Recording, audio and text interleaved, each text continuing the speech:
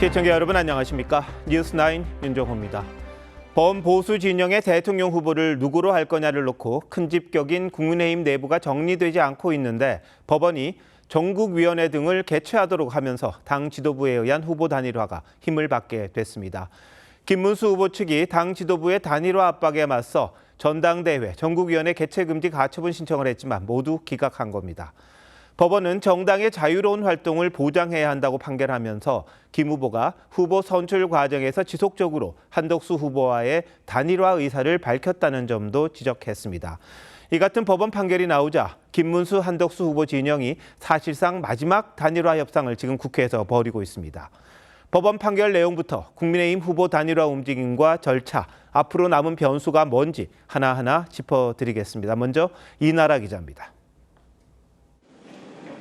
국민의힘이 지난 5일 전국위원회 소집 공고를 내자 김 후보 측은 당이 일방적으로 후보자 지위를 박탈하려 한다며 법원에 가처분을 신청했습니다. 일방적으로 국민의힘 지도부에서 바꾸는 것은 당헌 당규에 어긋나고 헌법과 관계 법령에 어긋난다. 어제는 김 후보가 직접 후보 지위 인정과 제3자에게 후보를 넘기는 걸 막아달라는 가처분도 추가로 냈습니다. 하지만 법원은 모두 기각했습니다. 서울 남부지법은 정당의 자유로운 활동이 최대한 보장돼야 한다며 관여는 최소한에 그쳐야 한다고 밝혔습니다. 법원은 특히 김 후보가 후보로 선출된 뒤 당무 우선권 행사 입장을 밝히며 단일화 방법과 시기 등에 대해 분쟁이 발생했다고 지적했습니다. 지난달 말 국민의힘 경선 결승 토론 당시 전당대회 직후 단일화를 하겠냐는 사회자의 질문에 김 후보는 망설임 없이 동그라미 팻말을 들었습니다. 바로 늦지 않게 그러나 국민들이 볼 때 합당한 방법으로 반드시 단일화를 하고 재판부는 김 후보가 이 같은 발언으로 경선 과정에 더 많은 지지를 받았을 가능성이 있다고 했습니다. 재판부는 또 후보 등록 이전에 단일화를 해야 한다는 응답이 80%가 넘는 당원 여론조사를 근거로 전당대회나 전국위원회를 개최하는 건 상당한 사유에 따른 지도부 재량이라고 판단했습니다. TV조선 이나라입니다. 말씀드렸던 것처럼 지금 국회에서 김문수, 한덕수 후보 측이 30여 분 전 단일화 실무 협상에 들어갔습니다. 이틀이 남긴 했습니다만 사실상 오늘 협상이 타결되지 않으면 당 지도부에 의한 단일화가 현실화할 수도 있습니다. 현장에 취재기자 나가 있습니다. 자, 이채림 기자, 지금 협상이 그다지 쉽지는 않다고 그러네요. 네, 협상은 조금 전 저녁 8시 30분쯤에 시작이 됐습니다. 시작 30분밖에 되지 않았는데 이견을 좁히지 못한 걸로 보이는데요. 제 뒤로 보이시는 것처럼 이 30분 만에 김문수 후보 측 대리인으로 들어갔던 김재원 비서실장이 나와서 백브를 하고 있는 상황입니다. 이 기자들 앞에서 김재원 실장은 회의장에서 나와서 이 한덕수 후보 측이 당의 이름을 한다고 했는데 실제로 당의 이름을 하지 않은 걸로 보인다면서 당하고만 협상을 하도록 해달라고 요구하고 있는 상황입니다. 불만감도 큰 것으로 보이는데 최종 결렬이 됐는지 여부는 이 백불이 끝난 후에 다시 한번 자세히 전해드리도록 하겠습니다. 이 협상에는 김문수 후보 측에서는 김재원 비서실장과 송재욱 실장이, 한덕수 후보 측에서는 손영택 실장과 김석호 교수 등 2명씩, 그리고 이양수 사무총장이 배석을 했습니다. 오늘 양측의 협상은 법원의 가처분 기각 2시간 반 만에 시작될 만큼 전격적이었고 기대를 모았습니다. 법원이 김 후보 측의 가처분을 모두 기각해 사실상 후보 교체의 가능성을 열어둔 만큼 김 후보 측에서도 더 이상 시간만 끌 수 없다고 판단한 걸로 보였는데요. 특히 김문수, 한덕수 후보 당사자가 아니라 측근 인사들이 나섰다는 점에서 단일화 방식에 대한 실질적 합의를 이끌어내겠다는 의미로 해석이 됐습니다. 하지만 이 30분 만에 실무 협의가 중단이 되면서 결과는 조금 더 지켜봐야 할 것으로 보입니다. 네, 협상은 좀 지켜보기로 하고요. 한편에서는 국민의힘 의원총회가 진행 중이라는데 협상 결과에 따라 대응이 완전히 달라지겠죠. 어떤 절차들을 논의하고 있는 겁니까? 맞습니다. 의원총회도 오늘 협상 결과에 따라서 재개될 수도 있을 걸로 보입니다. 새벽까지도 이어질 수 있다는 판단이 나오고 있는데요. 오늘 합의가 극적으로 이뤄질 경우 곧바로 후속 절차에 들어갈 것으로 보이는데 내일 바로 여론조사를 추가로 실시할 가능성도 있습니다. 하지만 분위기가 오늘도 협상이 무산될 가능성이 좀 높아 보이는 상황인데요. 국민의힘은 일단 오늘 법원의 판단까지 받은 만큼 그간 진행해온 당원 투표와 여론조사를 근거로 후보 교체 절차에 들어갈 가능성이 높습니다. 그럴 경우 일단 당 선관위와 비대위에서 김 후보 지위를 무효화하고 후보 재선출을 의결할 수도 있습니다. 이후 내일 추가 당원 투표를 거친 뒤 후보 등록 마감일인 모레 소집된 전국위에서 새 후보를 결정할 수도 있습니다. 지금까지 국회에서 TV조선 이채리입니다. 앞서 김문수 후보는 대통령 후보가 된 뒤 처음으로 국민의힘 의원총회에 참석했습니다. 당 지도부가 깍듯이 모셨고 김 후보도 시작은 훈훈했는데 마이크를 잡고서 단일화에 응할 수 없다고 하면서 분위기가 싸늘해졌습니다. 의원들의 박수가 항의와 고송으로 바뀌었던 의총 현장, 최민식 기자가 취재했습니다. 기립박수를 받으며 의총장에 들어온 김문수 후보에게 권성동 원내대표가 꽃다발을 전달합니다. 청년결백의 아이콘이라며 김 후보를 축켜 세운 권 원내대표는 단일화 언급 과정에서 심한 발언이 있었다며 고개를 숙이기도 했습니다. 후보님께 다소 과격한 발언을 내놓은 바가 있습니다. 이 점에 대해 이 자리를 통해 후보님께 심심한 사과를 드립니다. 마이크를 이어받은 김 후보가 의원들을 향해 두 손으로 하트를 그리면서 분위기는 더욱 화기애애해졌습니다. 국민의힘에 존경하는 국회의원님 여러분, 정말 여러분 사랑합니다. 네. 하지만 김 후보가 곧바로 지도부가 자신을 끌어내리려 한다며 단일화 거부 의사를 밝히면서 분위기가 급변했습니다. 강제 단일화는 저 김문수를 끌어내리고 무소속 후보를 우리 당의 대통령 후보로 만들기 위한 작업에 불과합니다.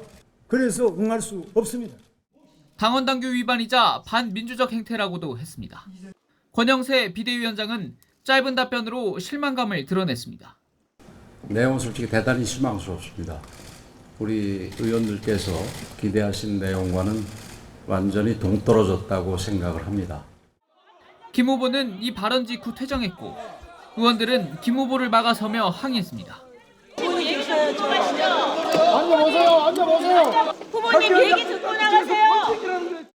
이후 경기도당 선대위 출범식에 참석한 김 후보는 민주당 이재명 후보 관련 의혹들을 거론하며 대선 승리를 다짐했습니다. TV조선 최민식입니다.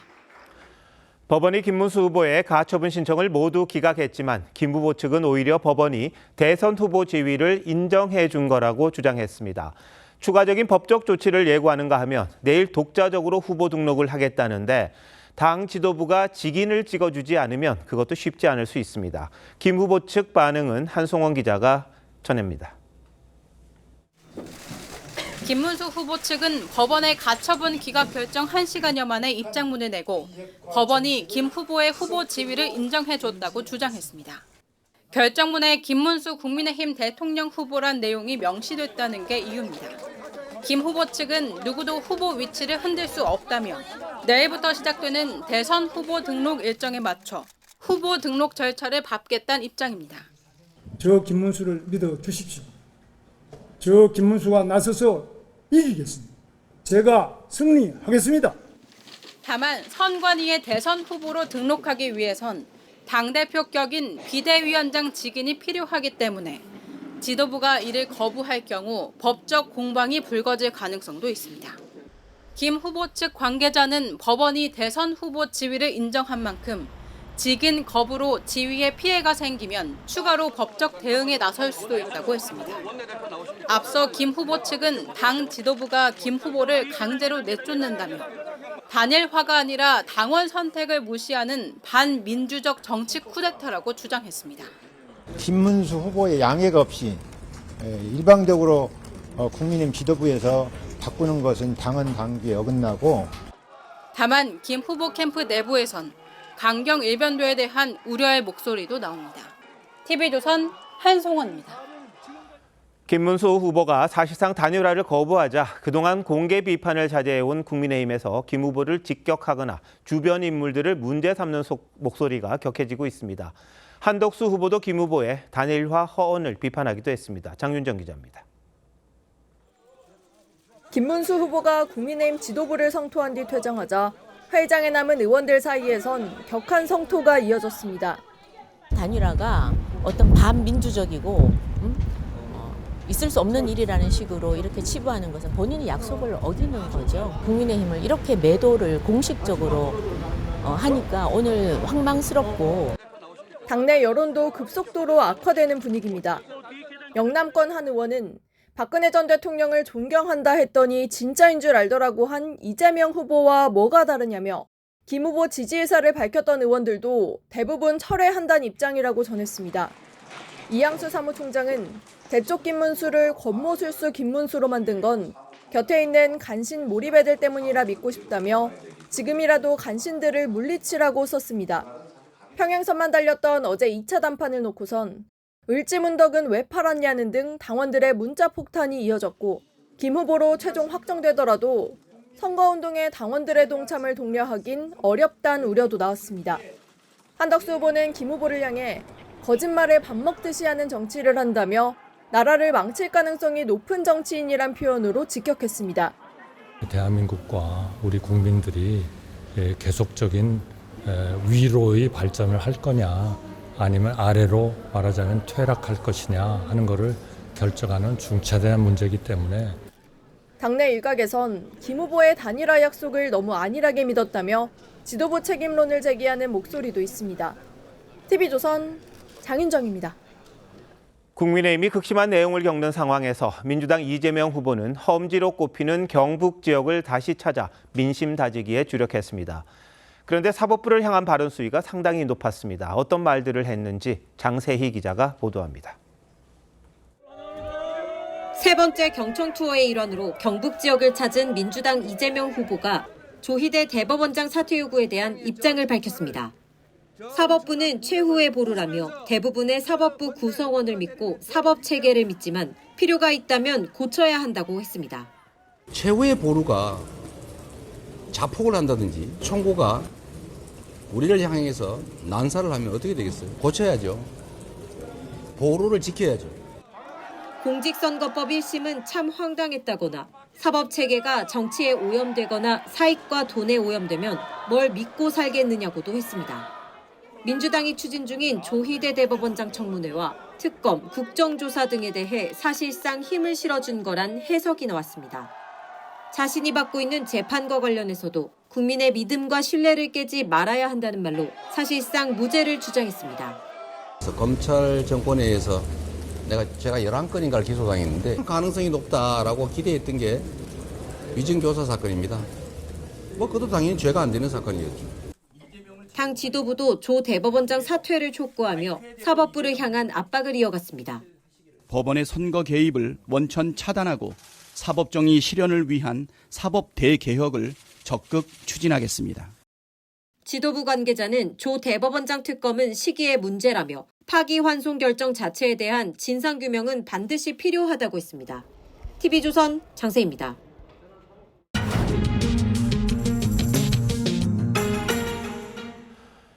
내일부터 이틀간 대선 후보 등록이 시작됩니다. 바꿔 말하면 단일화에 이틀 남았다는 거죠. 이런 상황에서 김문수 후보가 국민의힘 지도부를 상대로 낸 가처분 신청이 모두 기각되면서 단일화 국면의 막판 변수로 떠올랐습니다. 지금 국회에서 벌이고 있는 협상도 이의 결과라고 볼 수 있는데요. 뉴스더에서 정치부 김아린 기자와 더 알아보겠습니다. 자, 김 기자, 김 후보 측이 제기했던 가처분 신청 모두 기각됐잖아요. 이건 어떤 뜻으로 받아들여야 합니까?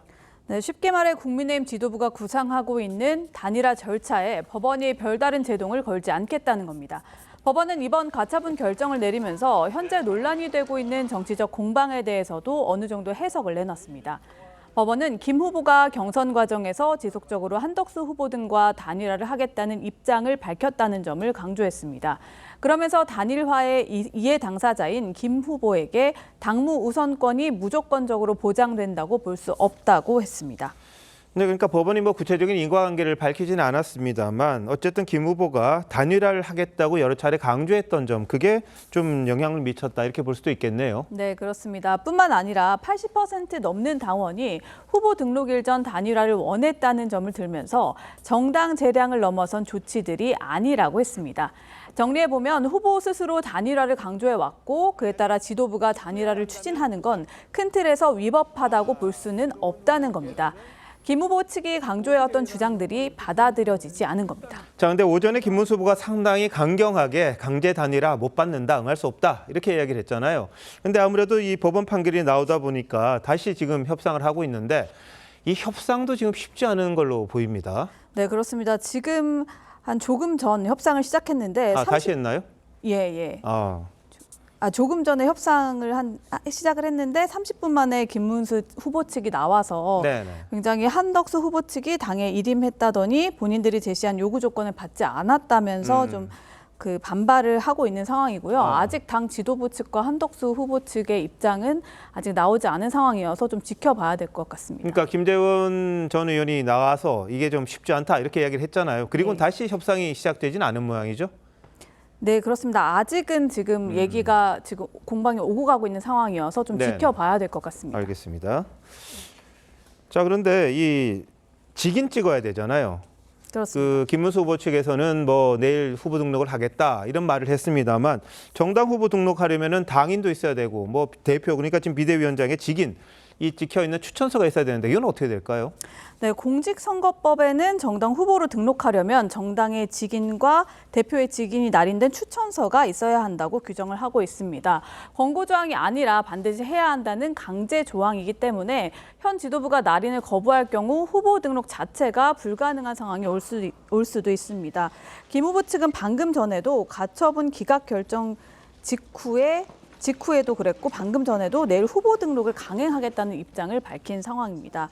가처분 기각으로 지도부의 단일화 추진 구상에 법적 명분이 생긴 만큼 김 후보로서도 지금 버티기만으로는 한계가 있겠다고 판단해서 일단은 협상에 응하긴 했지만 지금 이렇게 난항을 겪고 있어서 내일 후보 등록까지 어떻게 될지는 좀 지켜봐야 할 것 같습니다. 과거에 뭐 총선 때 그 직인 가지고 논란이 됐던 적이 있는데 비슷한 경우가 생길지도 모르겠네요. 자, 민주당 상황 한번 살펴보겠습니다. 이재명 후보가 이제 재판 일정이 연기됐고 사실상 뭐 상대 진영, 그러니까 국민의힘 그 단일화가 난항을 겪으니까 좀 여유가 있어졌어요. 그런데도 발언이 아슬아슬하다, 뭐 조마조마하다 이런 이야기가 나오고 있는 겁니까?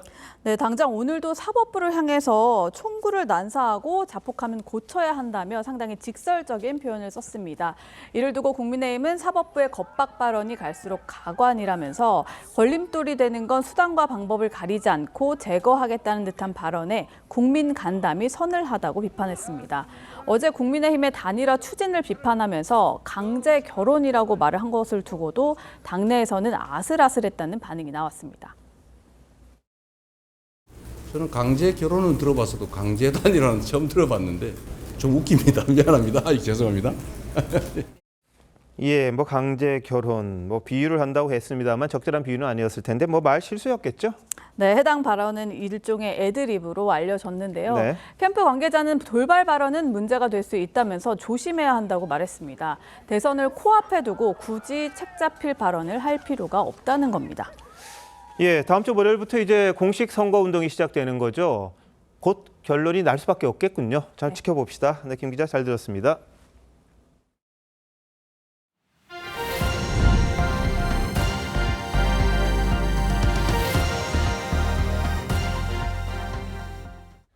대통령에 당선되면 재판을 정지한다. 단 무죄라면 재판을 해도 된다는 취지의 형사소송법 개정안이 민주당 주도로 국회 법사위를 통과했다는 소식 전해드렸었는데요. 이 법안을 논의하는 과정에서 법무부가 반대 입장을 밝혔던 것으로 확인됐습니다. 어떤 논리를 내세운 건지 황정민 기자가 설명합니다. 민주당 주도로 법사위를 통과한 형사소송법 개정안은 대통령에 당선되면 재판을 정지하겠다는 내용이 핵심입니다. 그런데 여기에 무죄, 면소 등이 명백할 때는 재판을 정지하지 않아도 된다는 단서가 달리면서 논란이 커졌습니다. TV조선이 확보한 지난 7일 법사위 소위 회의록에 따르면 민주당 박균택 의원은 입법 취지를 고려하면 무죄 판결이 명백한 사안까지 재판을 정지할 필요가 없다며 이럴 경우는 예외로 한다는 단서 규정을 두자고 제안했습니다. 이에 대해 김서구 법무차관은 반대의 경우엔 법원이 유죄를 암시하는 셈이 된다며 법 개정에 신중해야 한다는 입장을 밝혔습니다. 하지만 국민의힘 의원들이 퇴장한 가운데 법안은 법사위를 통과했습니다. 이가 없으므로 가결됐음을 선포합니다. 대통령 당선자의 재판을 중지하도록 하는 법안이 현행 헌법과 상충한다는 지적도 있습니다. 헌법 68조 2항은 대통령 당선자가 자격을 상실하는 경우의 하나로 판결을 상정하고 있습니다. 판결에 의해 가지고 의사무능력자로 인정이 된다든지 이제 재판관들 사이에서도 의견이 갈릴 수 있는 부분이니까. 국민의힘은 이재명 후보를 위한 전대미문의 위인설법이라고 비판했습니다. 국회 입법 권한을 남용한 비열한 자기보호 수단에 불과합니다. 법 앞에 평등하다는 원칙은 국민 누구나 예외 없이 적용되어야 하며 민주당 일각에서도 선거 국면에서 유리할 게 없는 입법 시도란 지적이 나오고 있어 실제 본회의 처리에는 신중을 기할 거란 전망이 나옵니다. TV조선 황정민입니다. 법원이 정치의 한복판에 뛰어들었습니다. 이재명 후보의 선거법 사건을 유죄 취지로 파기환송한 대법원을 규탄하는 일부 판사들이 요구했던 법관 대표회의 오는 26일 열립니다. 다만 소집 과정에서 민주당의 사법부 압박에 대해서도 목소리를 내야 한다는 주장이 받아들여지면서 말 그대로 대선판 핫 이슈를 놓고 판사들이 설전을 벌일 전망입니다. 왜 이러는 건지 한지은 기자가 취재했습니다. 전국 법관대표회의가 오는 26일 오전 10시 경기 고양시 사법연수원에서 열립니다. 회의 개최 여부를 놓고 투표한 결과 전체 투표권자 126명 중 26명이 찬성해 회의 소집 가결 정족수인 25명을 가까스로 넘겼습니다. 안건은 이재명 후보에 대한 대법원 유죄 취지 파기환송으로 촉발된 사법 신뢰 문제, 그리고 민주당의 사법부 압박에 반발하는 재판 독립 침해 문제입니다. 자신에 관한 사항에 대하여 국민에게 허위 사실을 공표하는 표현의 자유가 허용될 수는 없습니다. 구체적 회의 안건은 7일 전까지 구성원 4명 이상이 동의하거나 현장에서 9명 이상이 요구하면 추가될 수 있습니다. 과반수가 출석해야 회의가 열릴 수 있는데 온라인 참석도 가능합니다. 안건은 출석 인원 과반수가 찬성해야 의결되는데 통과된다 해도 법적인 구속력은 없습니다. 한 부장판사는 회의에서 어떤 의견이 나오든 정치적 논란 한복판에 판사들이 놓이게 된다며 정치권의 사법부 간섭을 자초하고 국민의 사법부에 대한 신뢰를 떨어뜨릴 우려가 있다고 했습니다. TV조선 한지은입니다. 새 교황에 사상 첫 미국 출신의 프레보스트 추기경이 선출됐습니다. 교황명은 레오 14세입니다. 빈민가에서 오래 활동한 이력이 선출 요소로 꼽히고 있는데 교황의 첫 메시지는 평화였습니다. 먼저 김자민 기자입니다. 콘클라베 둘째 날 오후 4번째 투표 뒤 바티칸 시스티나 성당 굴뚝에서 흰색 연기가 피어오릅니다. 수만 인파가 모인 성 베드로 광장에서 일제히 환호성이 터져나오고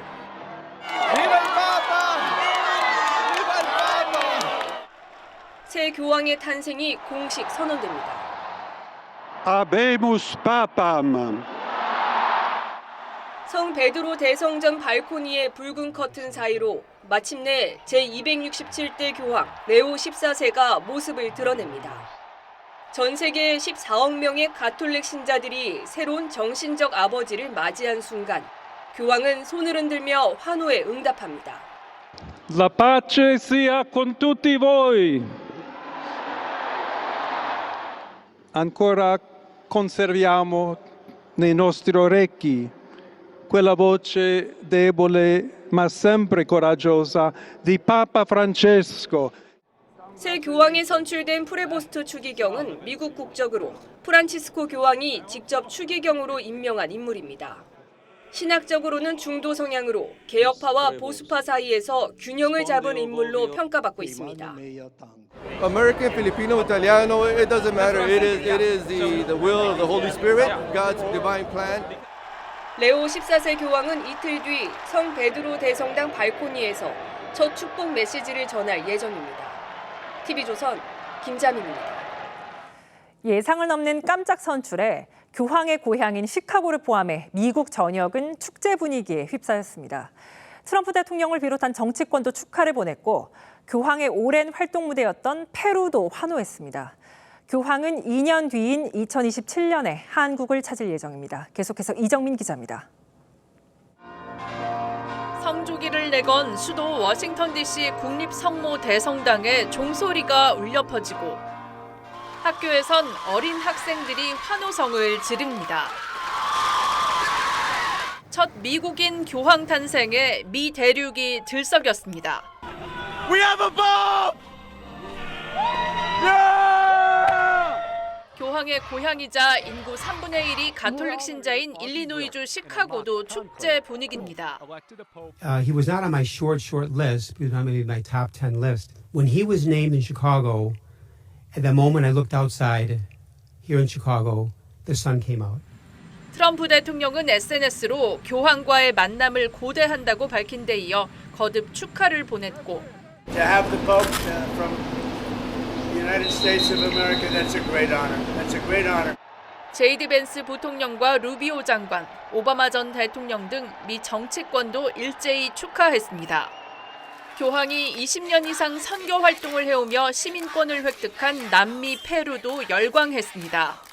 Expresamos nuestra inmensa alegría y enviamos nuestro saludo y un abrazo fraterno a su santidad, León XIV. 천주교 서울 대교구장 정순택 대주교도 교황과 함께하겠다며 축하 메시지를 전했습니다. 과거 3차례 한국 방문에 인연이 있는 레오 14세는 2027년 서울에서 열리는 세계 청년대회에 참석할 예정입니다. TV조선 이정민입니다. 가톨릭 역사상 처음으로 미국 출신 교황이 선출되면서 초강대국 출신 교황을 피해온 바티칸의 금기가 깨졌다는 분석이 나오고 있습니다. 이번 레오 14세 교황 선출의 배경과 의미를 김주영 기자와 따져보겠습니다. 김 기자, 그동안 미국 출신 교황은 배제하려는 분위기가 있었던 건가요? 네, 미국은 정치, 경제, 군사적 패권국이기 때문에 미국인에게 교황직이 가면 가톨릭 교회까지 미국의 질서 아래 놓일 수 있다는 우려가 컸던 겁니다. 레오 14세 교황도 콘클라베 직전 친형과 통화하면서 추기경들이 미국인은 선택하지 않을 것이라고 했다고 합니다.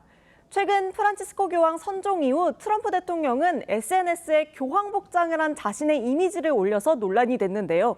미국 천주교 협회까지 나서서 신성모독이라며 강력히 비판하기도 했습니다. 그러면 이번 선출에는 어떤 이유가 작용했을까요? 네, 새 교황 레오 14세는 미국 시카고 출신이지만 20여 년간 페루의 빈민가에서 선교 활동을 했고 페루 시민권도 함께 보유한 인물입니다. 이런 이력 때문에 가장 미국적이지 않은 미국인으로 평가받았는데 즉위 후 첫 연설도 영어가 아닌 이탈리아어와 스페인어, 라틴어를 사용했습니다. This is someone who spent some of his life as an American, but also a lot of his life in South America and a lot of his life in Europe. So what we see here is a vision of the church where it's not bound to one geographical location. 네, 새 교황이 미국 트럼프 정부와의 관계를 어떻게 가져갈지도 궁금합니다. 네, 미 정계에서는 환영의 메시지를 냈지만 트럼프 행정부와 대립각을 세울 거란 전망이 나오고 있습니다. 레오 14세 교황은 SNS에 트럼프의 반이민 정책과 제이디 벤스 부통령의 발언을 공개적으로 비판하기도 했는데요. 벤스 부통령이 성경을 인용해서 가까운 이웃을 더 사랑해야 한다고 이민자 반대 정책을 홍보하니까 이웃에 대한 사랑은 순위가 없다고 비판한 겁니다. 그렇군요. 또 하나 궁금한 게 이 추기경들의 비밀 회의죠. 콘클라베의 선거인단 구성도 새 교황한테 유리했나요? 네, 이번 콘클라베에는 133명의 추기경이 선거인단으로 참여했는데요. 가장 많은 인원을 보유한 국가는 이탈리아, 그 다음이 바로 미국이었습니다. 전체 가톨릭 인구의 약 48%가 아메리카 대륙에 몰려 있다는 점도 한몫을 했을 것으로 보이는데요. 이로써 현재까지 교황을 한 번도 배출하지 못한 대륙은 아시아와 오세아니아만 남았습니다. 네, 교황 명으로 레오 14세를 선택했잖아요. 이 뜻은 뭡니까? 네, 레오라는 이름은 교황이 직접 자신의 신학적 신념을 담아서 선택한 겁니다. 같은 이름을 쓴 레오 13세는 인간 존엄성과 노동자 인권을 강조했었습니다. 이번 교황이 첫 메시지로 평화를 가장 먼저 말하면서 국제 분쟁 문제에도 적극적으로 입장을 낼 거란 관측이 나오고요. 2년 뒤 방한이 예정되어 있는 만큼 프란치스코 교황 재임 시절 추진됐던 방북을 논의할 가능성도 제기되고 있습니다. 레오 14세로 당신의 교황명을 정하신 것은 굉장히 의미심장하다고 생각합니다. 그 어느 나라보다도 인권이 유린되어 있다라고 보아지는 북한의 평화가 그 땅에 내려지기 위해서 프란치스코 교황님의 정신을 계승한다고 봅니다. 네, 전 세계적으로 분열과 갈등이 깊어지고 있는데 평화를 언급한 새 교황의 행보에 많은 관심이 쏠릴 수밖에 없을 것 같습니다. 김 기자 잘 들었습니다.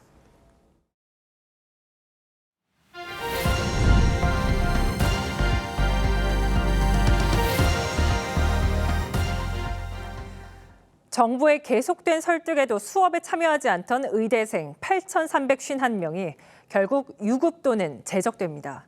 전체 의대생의 40%가 넘는 규모로 의사 인력 배출에 심각한 차질이 예상됩니다. 최원영 기자입니다. 교육부가 최종 확정한 의대생 유급 인원은 전체 재학생 19,475명 가운데 42.6%인 8,305명입니다. 예과생 2,455명, 본과생 5,850명입니다. 끝까지 복귀하지 않은 차의과대 30명 등 46명은 제적이 확정됐습니다. 학사경고 대상자는 3,027명으로 집계됐습니다. 2학기 수업에 복귀하면 정상 진급이 가능하도록 했지만 계속해서 수업을 거부할 경우 내년 1학년 수는 6,900명이 넘을 것으로 보입니다. 강의 양이 원래도 의대는 많은데 1년 거를 한 학기에 다 들으라는 얘기잖아요. 교육이 진짜로 잘 이루어질지 모르겠다고. 전국 40개 의대생 단체는 교육부가 부당하게 학생들을 압박했다며 오석환 교육부 차관 등을 고위공직자 범죄수사처에 고발했습니다. 교육부는 학생들의 정당한 의견 표출에 대해 학생들을 제적시키지 않으면 대학에 대한 정부 지원을 중단하겠다는 협박을 한 것으로 보입니다. 정부는 의대생 결혼을 편입으로 보충한다는 방침이지만 당장 의사 수급엔 비상이 걸렸습니다. 편입이 어려운 본과 2, 3, 4학년이 제적이나 유급이 되면 올해를 포함해 4년 동안 의사 국가시험 응시자 자체가 급감하기 때문입니다. 올해 신규 배출된 의사는 지난해의 8.8%인 269명으로 이 같은 추세가 이어질 경우 국민들의 의료 서비스 이용에 불편이 거듭될 거란 우려가 커지고 있습니다. TV조선 최연행입니다. 오늘 전국 대부분 지역에 강한 바람을 동반한 비가 내렸습니다. 제주에선 비행기가 잇따라 결항됐고 전남과 광주에서도 도로가 침수되고 공사장 가림막이 무너지는 등 피해가 속출했습니다. 비바람은 내일까지 이어질 전망이라 시설물 관리에 유의하셔야겠습니다. 김태준 기자입니다. 활주로로 내려오던 비행기가 착륙을 포기하고 고도를 높입니다. 비행기는 강한 바람에 좌우로 흔들립니다. 제주공항은 오늘 오전부터 강풍경보가 발령되면서 항공기 80편이 결항됐습니다. 일부 승객들은 격렬히 항의하기도 했습니다.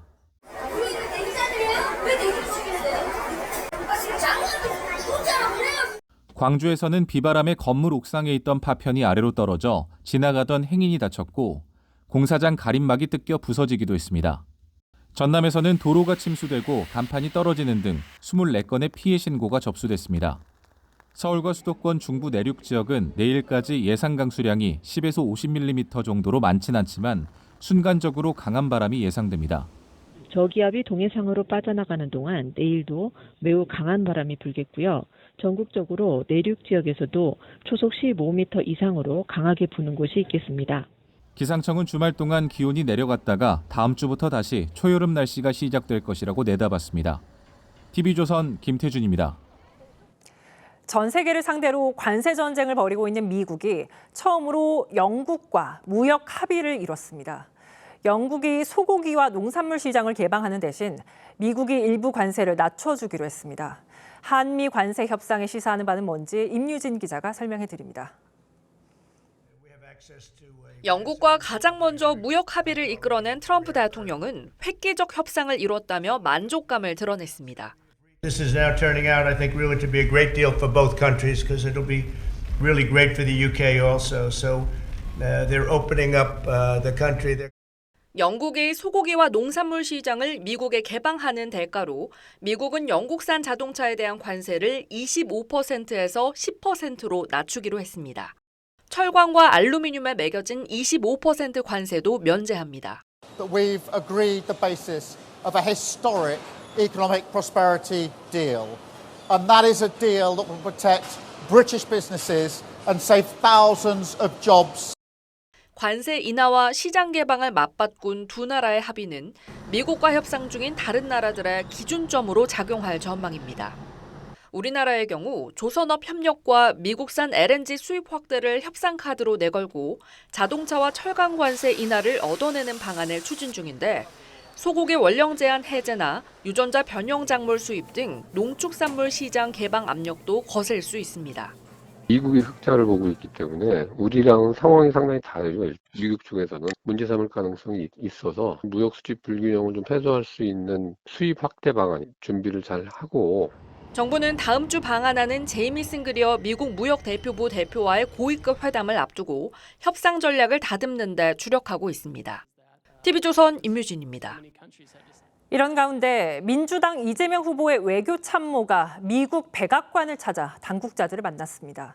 한미 관세 협상에 시간이 더 필요하다는 입장을 전달했다고 밝혔는데 대선을 바로 앞둔 시점에 특정 후보 측 인사가 외교 전선에 직접 뛰어든 건 상당히 이례적이란 평가입니다. 이채영 기자입니다. 민주당 이재명 후보의 외교안보 보좌관인 김현종 전 국가안보실 2차장이 미국 백악관 인사들을 만난 뒤 기자들 앞에 섰습니다. 김 전 차장은 통상협상에 대해 시간이 더 필요하다는 입장을 전했다고 했습니다. 동맹국으로서 FTA를 체결한 국가로서 특히 자동차 부품 관세에 대해서도 우리가 수용할 수 있는 수준에서 현 정부가 미국과 7월 합의를 추진하는 가운데 대선을 한 달 가까이 앞두고 캠프 관계자가 사실상 협상에 나서는 이례적인 상황이 빚어진 겁니다. 김 전 차장은 한미일 협력 강화 의지에 대한 이재명 후보의 메시지도 전달했다고 했습니다. 가급적이면 더 강화시켜야 되고 더 업그레이드 해야 되고 그리고 한미일 간의 협력 관계도 더 강화시킬 필요가 있다. 김 전 차장은 문재인 정부 시절 청와대에서 일본 수출 규제 조치에 대한 강경 대응 노선을 주도해온 인사로 꼽힙니다. 중재를 제가 미국 가서 요청을 하면은 청구서가 날라올 게 뻔한데 제가 왜 중재를 요청을 합니까? 제가 뭐를 도와달라고 요청하는 순간 제가 글로벌 호구가 되는데. 민주당 관계자는 이재명 후보 지시로 간 만큼 면담 후 백악관 분위기에 대한 보고도 이루어졌다고 전했습니다. 정부는 이번 면담에 전혀 관여한 바 없다는 입장입니다. TV조선 이채연입니다. 러시아에 포탄 수백만 발을 보낸 북한 김정은이 최근 포탄 공장을 찾아 생산 실적이 크게 늘었다고 자랑했습니다. 근데 알고 봤더니 해당 공장의 현대화 작업을 러시아가 지원한 걸로 파악됐습니다. 김정은은 우크라이나에서 실전 검증한 탄도미사일도 발사하며 대남 핵 타격을 위협했습니다. 윤동빈 기자의 단독 보도입니다. 러시아 병사가 대공포 방아쇠를 당기자 폭발과 함께 화염에 휩싸입니다. 우크라이나 정보당국이 북한제 포탄의 심각한 불량률을 알리기 위해 공개한 영상인데 화성 11 탄도미사일은 정상 궤도를 이탈해 폭발하는 비율이 50%에 달한다고 밝혔습니다. 각종 사고와 오발에 골머리를 앓던 러시아는 지난해부터 북한 군수공장 현대화를 적극 지원한 걸로 알려졌습니다.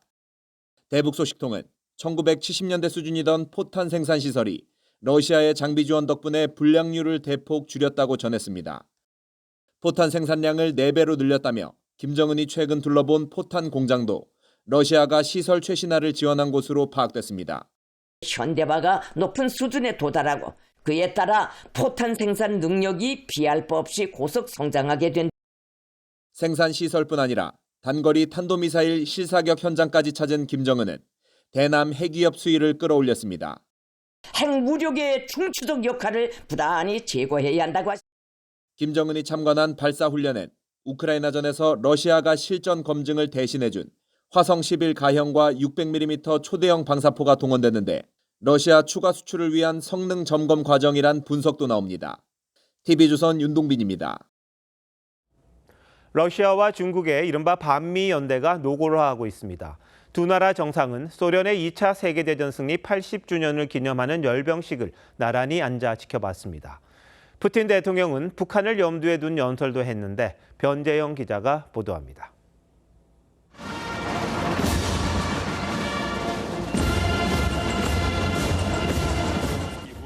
핵탄두 탑재가 가능한 러시아 대륙간 탄도미사일 야르스가 줄지어 붉은 광장을 가로지릅니다.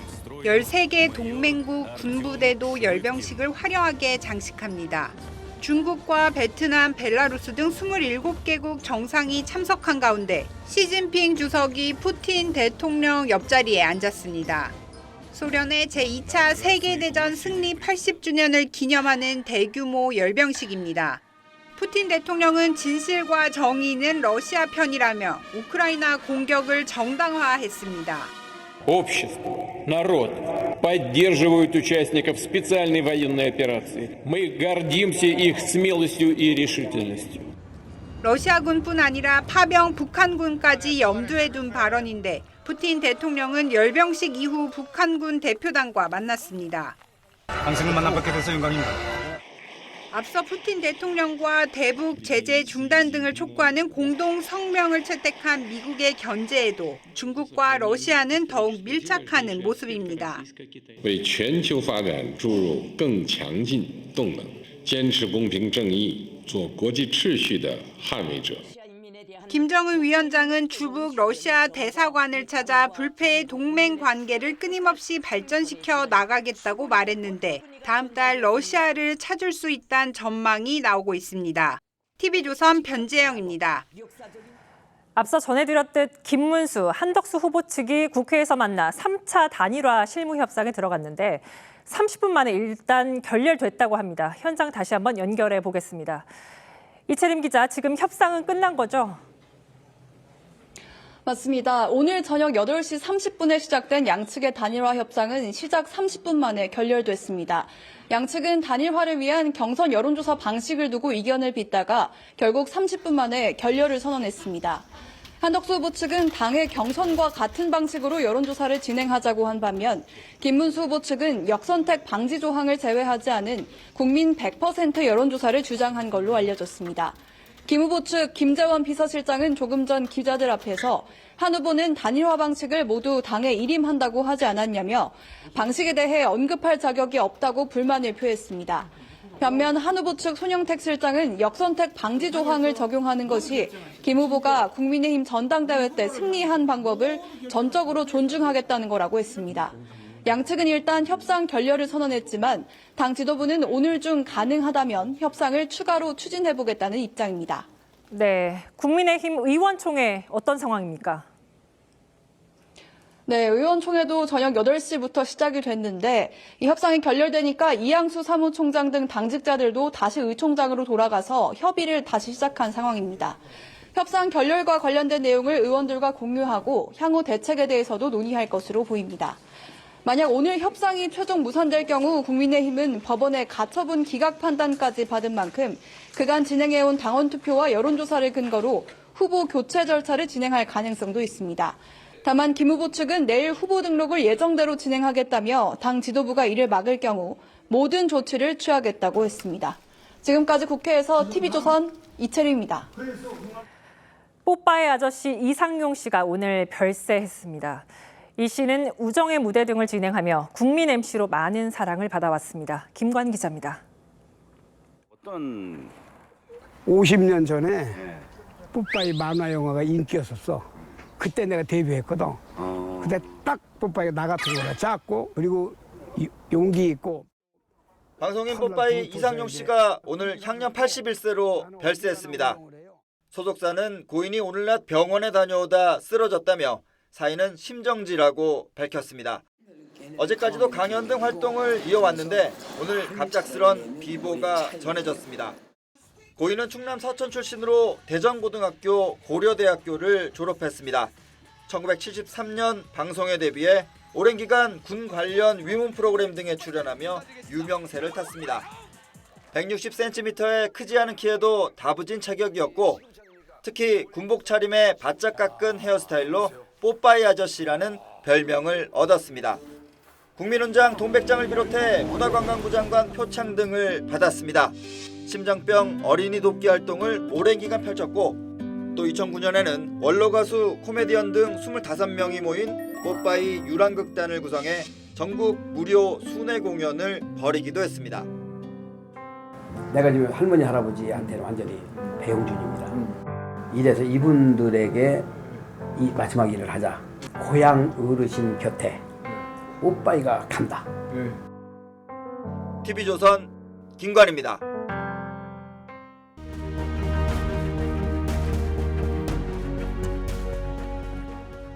죽고 싶은 사람이 어디 있겠는가. 나도 살고 싶었다. 재판장의 입모양을 뚫어지게 보았다. 김대중 사형. 1981년 1월 대법원은 내란 음모로 김대중 전 대통령에게 사형을 선고했습니다. 대통령이 삼권 위에 선 제5공화국 시대에 사법부 독립은 무의미했습니다. 사법부가 흔들리면 정의가 무너지고 민주주의는 위기에 빠집니다. 민주화 시대를 거쳤는데도 이제 다시 사법 독립에 빨간불이 켜졌다는 말이 나옵니다. 행정 권력이 아닌 입법 권력에 의한 압박이란 점이 과거와는 다릅니다. 압도적인 의석을 무기 삼아 민주당이 사법부를 거세게 몰아붙이고 있는 겁니다. 법관들이 국민 주권을 찬탈하려 했던 희대의 난을 일으킨 당사자가 스스로 거취를 결단하십시오. 이재명 후보에 대해 대법원이 내린 유죄 취지 파기환송이 시발점이었습니다. 10대 2로 결론 내린 판결을 제3차 내란 사건으로 규정하고 대법원 때리기에 몰두했습니다. 조희대 대법원장 등 사법부의 대선 개입 의혹, 일명 사법 쿠데타에 대한 진상규명 청문회를 5월 14일 오전 10시에 개회하고자. 이제 삼권 분립은 막을 내렸다. 정말 우리 대한민국이 어떻게 이럴 수가 있는가. 현직 대법원장을 국회 청문회 증인으로 부르는 초유의 사태도 눈앞입니다. 유죄를 내린 대법관 모두를 그리고 항소심 재판부를 탄핵하려 한다는 겁박도 했습니다. 최근 들어 헌정사상 처음 초유의 사태란 말이 남발된 측면도 있습니다만 예전과는 차원이 달라 보입니다. 헌법 제103조는 법관은 헌법과 법률에 의하여 그 양심에 따라 독립하여 심판한다고 돼 있습니다. 언젠가부터 과연 그런가 하는 의문도 제기되곤 했지만 사법 시스템의 최고봉인 대법관들의 판결까지 입법부가 추궁하는 게 과연 옳은 건지요? 판결을 가지고 그분의 어떤 신상의 용태라든지 사법부 독립에 심대한 침해가 된다는 생각을 가지고 있습니다. 민주당은 대통령이 되면 무죄는 괜찮지만 유죄일 때는 재판을 정지하게 하고 자당 후보가 사실상 유죄를 선고받은 허위사실 공표를 아예 없애는 법을 단독 처리하기도 했습니다. 민주당 입맛대로입니다. 이 정도면 국회가 법률이란 합법적 형식을 빌어 법원을 사실상 통제하게 됩니다. 최근 이재명 후보가 만났던 유발 하라리가 한 말이 생각납니다. There is a kind of playbook. How do you turn a democracy into a dictatorship? You destroy the free press. You destroy the independence of the courts. 대법원 판결에 대한 논란 있을 수 있습니다. 하지만 원치 않은 결과가 나왔다고 이를 인정하지 않고 오히려 겁박하는 모습. 어떤 미래를 가져올지요. 5월 9일 윤정호의 앵커 칼럼. 최후의 보루였습니다.